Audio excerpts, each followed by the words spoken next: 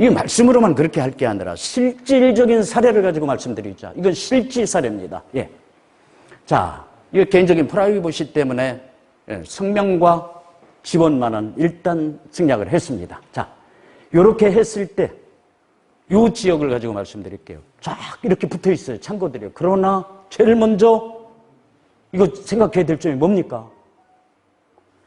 제일 먼저 이 구역을 조사할 때는 도로, 구고, 기타 이렇게 해서 국유지나 공유지가 있는지 없는지를 제일 먼저 봐야 되는 거예요. 그렇죠? 왜 그렇죠? 왜 그렇습니까? 법이 그렇게 돼 있잖아요. 첫 번째로 국공유지를 제외한 훼손지 토지 소유자가 100% 동의하라고 그랬습니다. 그죠? 방법이 전혀 없는 건 아니에요. 그러나 일단 법이 그러니까 저렇게 보이는 것처럼 저 안에 괄호 안에 둘러싸인 부분만 일단은 생각을 해야 되는 거예요. 왜? 가는 저 도로예요. 국유지입니다. 나는 뭐예요? 국어예요. 국유지예요. 이렇게 해서 토지 구역 조사를 먼저 해야 되는 겁니다. 자, 끝났습니다. 두 번째. 이제 거기에 맞춰서 토지 조서를 싹 꾸미는 거죠. 그랬더니 이렇게 A, B, C대로 뭐 빨간 건 훼손지고 나머지 건 비훼손지인데 그림상으로 이렇게 보면 A하고 B가 훼손지인데 이렇게 떨어져 있어요, 사이가. 그래가지고 3,000제곱미터 조건을 충족을 못 시켜요. 그러니까 어쩔 수 없이 사이에 있는 거를 반드시 집어넣어야 되죠. 그렇습니까? 그렇게 해야 사업 구역으로 돼요. 그래서 여기서 흩어진 훼손지, 비훼손지를 포함을 일단을 해봤습니다. 자, 이렇게 구역 조성하면은 이제부터 어려운 일이 시작되는 거예요. 자, 어떻게 해요? 이 기부 체납을 해야 되지 않겠습니까? 기부 체납을 하려니까 제일 먼저 비훼손지를 매입해야 되겠죠. 또 기타 이 조건들을 했을 때 몇 가지 경우의 수가 되는지를 먼저 생각을 했더니 아까 표 말씀드렸죠. 100가지 우선 200가지 중에 100가지 들어간다는 표 기억나시죠? 거기다 공식적으로 딱딱딱딱 대입시켰더니 이 경우에는 현금으로 기부 체납할 때는 한 가지 경우가 나와요. 또 두 번째, 현물로 할 때는 세 가지 경우가 나옵니다. 그리고 현금 플러스 현물인 경우에는 이 두 가지 경우에서 토탈 6가지 경우의 수를 쓸 수가 있어요. 자, 오케이. 확인했습니다. 그런 다음에 이제 시작하는 것이 말씀드렸잖아요.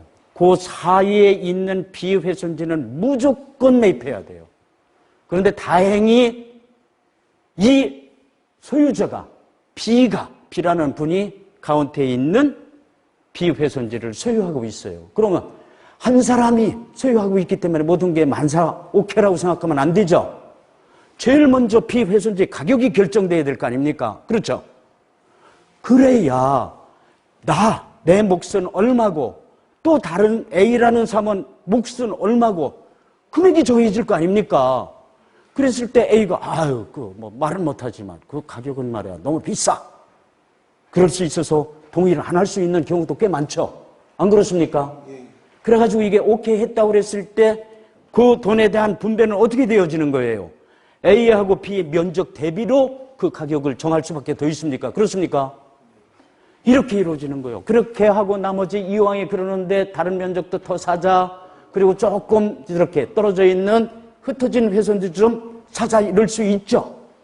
그래가지고 그 가격을 조사해서 이게 정말로 시간이 많이 걸리고 힘든 일입니다. 그런데 잠정적으로 다행히 여기에 있는 노란색이나 이러한 흩어진 훼손지는 A, B가 다 가지고 있어요.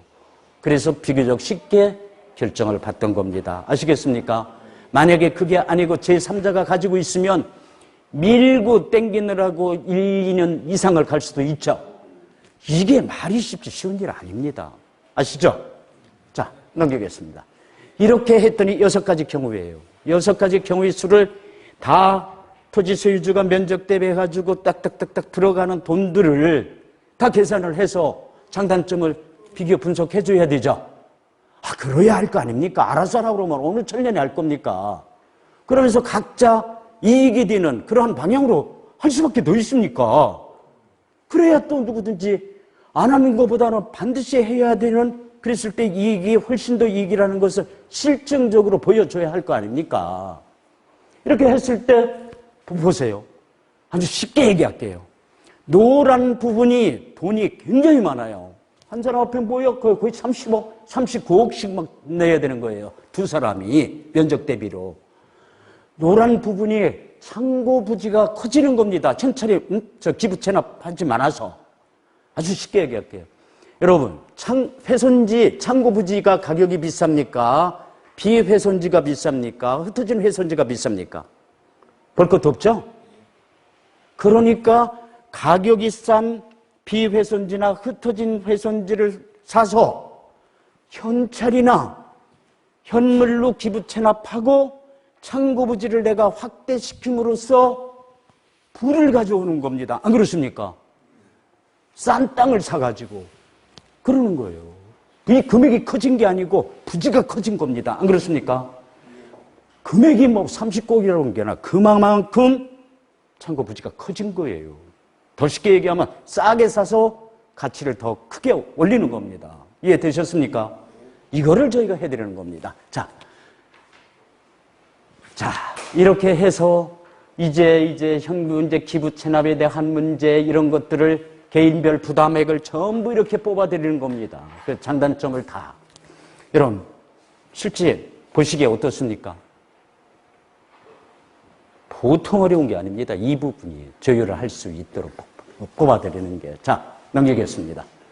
이렇게 해서, 기부 채널까지 이렇게 하고. 그랬더니 결국은 어떻게 결론을 내렸어요?